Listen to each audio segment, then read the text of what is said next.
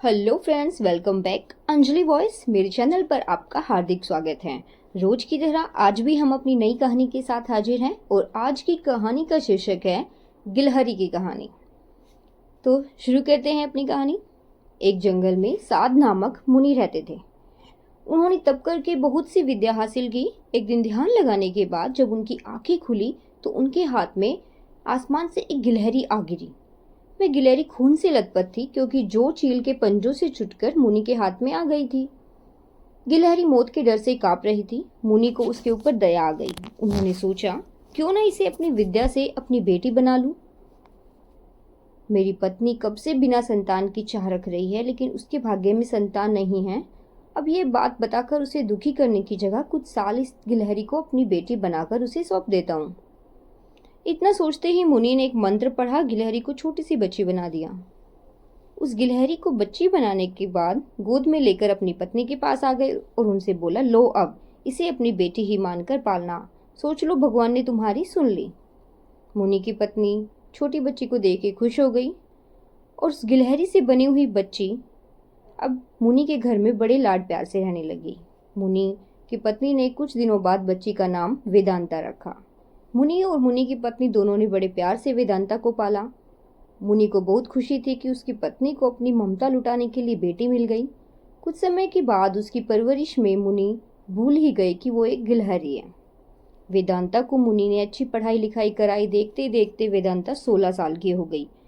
अब मुनि की पत्नी को अपनी सुंदर बेटी की शादी करवाने की चिंता हुई तो उन्होंने मुनि से बात की और अपनी बेटी की तरफ देखते हुए बोला, इसका अब विवाह हो जाना चाहिए। मुनि ने अपनी पत्नी से कहा, तुम चिंता मत करो, मैं इसके लिए वर ढूंढ लूंगा।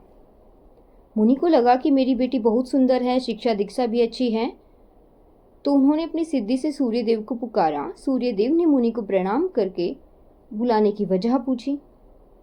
मुनि ने कहा, मेरी बेटी विवाह के योग्य है, मैं चाहता हूँ आप इसके पति बने।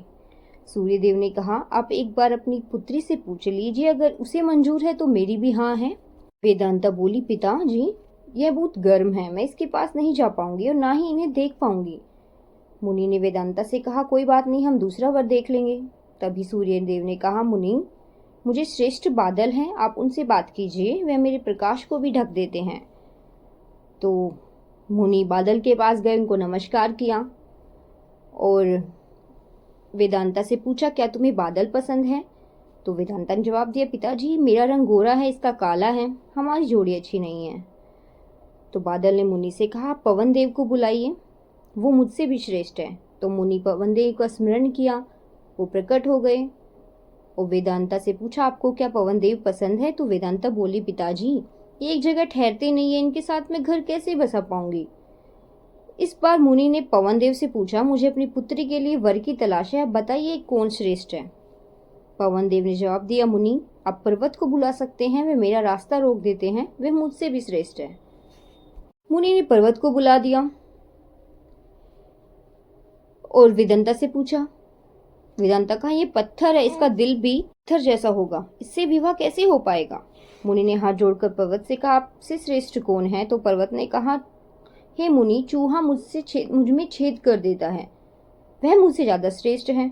तो वेदांता ने चूहे को देखा, वह खुशी के मारे उछल पड़ी। उसने कहा, पिताजी यही मेरा वर बनना चाहिए, मुझे यही पसंद है, इसकी पूंछ कान सब कुछ कितना प्यारा है।